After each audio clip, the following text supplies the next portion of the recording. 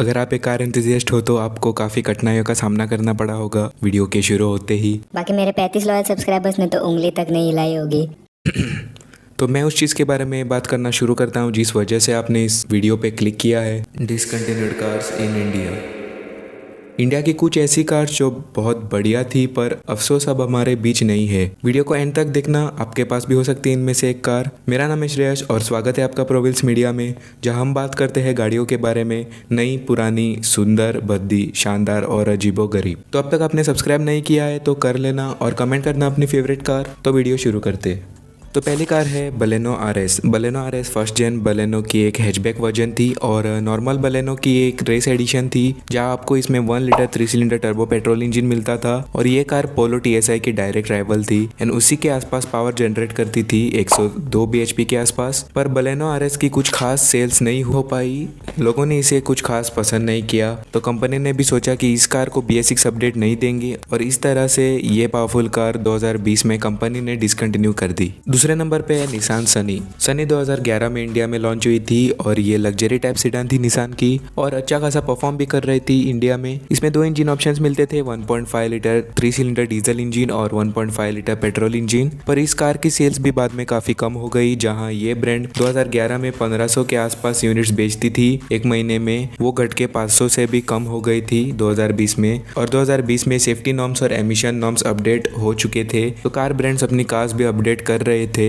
Norms के हिसाब से। तब जाहिर सी बात है सनी की सेल्स नहीं हो रही थी, तो ब्रांड ने ये कार अपनी लाइनअप से हटा दी और ये कार डिसकंटिन्यू कर दी। नंबर 3 फोक्सवैगन पोलो। पोलो ने 2010 में डेब्यू किया था इंडिया में, पर इसका प्रोडक्शन 1 साल पहले ही स्टार्ट हो गया था, मतलब 2009 में, और काफ़ी अच्छी कार थी और लोग काफ़ी पसंद भी कर रहे थे इस गाड़ी को। ऑलमोस्ट 2500 से 3000 यूनिट्स महीने सेल्स होते थे इसके और 4 स्टार एनकैप रेटिंग के साथ आती थी ये कार। लोगों के मन में एक विश्वास सा रहता था, पर जैसे जैसे वक्त बीतता गया लोगों की प्रेफरेंस बदलने लगी और 2015 तक लोगों को कुछ पड़ी नहीं थी परफॉर्मेंस की और अपनी सेफ्टी की, और सारा पैसा फीचर्स पे उड़ाने के लिए तैयार थे। और ये वही दौर था जब पोलो जैसी best in handling, best in safety और बेस्ट इन परफॉर्मेंस वाली गाड़ी की वैल्यू कम होने लगी। हालांकि इसके और कई रीजंस थे इंडिया से एग्जिट लेने के, जैसे कि हाई मेंटेनेंस कॉस्ट, लो फ्यूल एफिशिएंसी।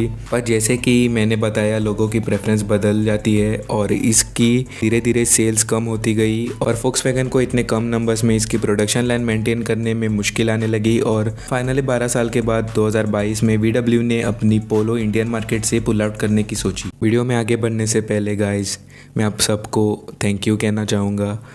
मेरे पिछले वीडियो पे 600 प्लस व्यूज़ है और चैनल पर बड़ी मेहनत से 35 सब्सक्राइबर हो गए हैं। आपका प्यार हमेशा बनाए रखना और हम जल्दी 1000 सब्सक्राइबर भी पूरे कर लेंगे। और ये वीडियो भी लाइक कर देना पसंद आया हो तो, और सब्सक्राइब कर देना, रियली मुझे बहुत मोटिवेशन मिलता है। और ये वीडियो जाके देख लेना, बहुत अच्छी बनाई है। चलिए वीडियो कंटिन्यू करते हैं। 4th नंबर पे है Maruti Suzuki Alto K10। Alto K10 भी 2010 में लॉन्च हुई थी और ये भी एक बहुत बढ़िया कार थी, हर कोई न्यू बायर इसे ही खरीद रहा था। इस कार में एंट्री लेवल सेगमेंट में 1 लीटर इंजन मिलता था और मारुति की लो कॉस्ट मेंटेनेंस और उनके बेटर आफ्टर सेल्स सर्विस ने इस कार की सेल्स और बूस्ट कर दी। और बढ़िया पैकेज थी, छोटी थी, पावरफुल थी, मतलब अब तो भाई बड़ी बड़ी गाड़ियों को कंपटीशन दे रही है।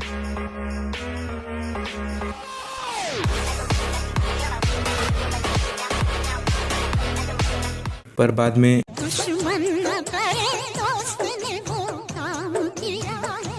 हाँ, इसी की कार ने इसे धोखा दे दिया, क्योंकि लोग एंट्री लेवल सेगमेंट में खरीदने आते थे, वो एक तो ऑल्टो 800 खरीदते थे या फिर थोड़ा बजट बढ़ाकर वैगनआर या फिर स्विफ्ट खरीदते थे, और K10 बेचारी अकेली पड़ी रहती थी कोने में। और इसी वजह से ऑल्टो K10 को BS6 अपडेट नहीं दिया था और एक लेजेंड की तरह बिना कुछ कहे चली गई 2020 में। और उसकी जगह पर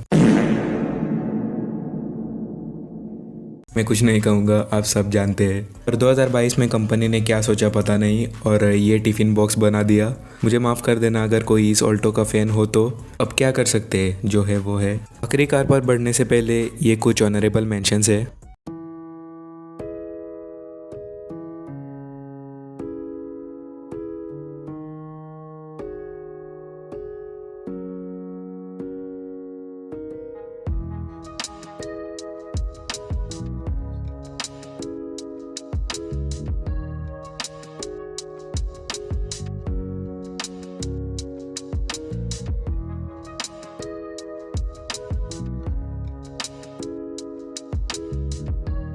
पांचवी और आखिरी कार फिएट पुंतो है। 2008 में लॉन्च हुई फिएट पुंतो एक अच्छी कार थी। इसका एक सीडान वेरिएंट भी आता था इंडिया में फिएट लीनिया के नाम से। पर फिएट की कुछ खास ब्रांड इमेज नहीं थी इंडिया में और लोग इनको ट्रस्ट करना नहीं चाहते थे। हालांकि उस टाइम पे लोग जो गाड़ियाँ चलाते थे उनमें फिएट का इंजन इस्तेमाल होता था, पर लोगों को अंदर की बात कहाँ पता थी। और एक रीज़न है कि फिएट की सर्विस कुछ खास नहीं थी और फिएट कस्टमर सर्विस पे ध्यान भी नहीं देती थी। और क्यों ही दे, उन्हें वैसा रिस्पॉन्स मिला ही नहीं कस्टमर से। और फिर मारुति सुजुकी भी तो है जिन्होंने उन्हीं का इंजन लेके उन्हीं को बाय बाय कह दिया और फिएट पुंतो और लीनिया डिसकंटिन्यू करनी पड़ी।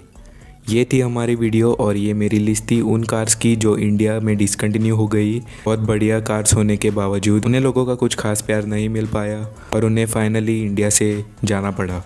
बाकी यहाँ एंड करते हैं हम।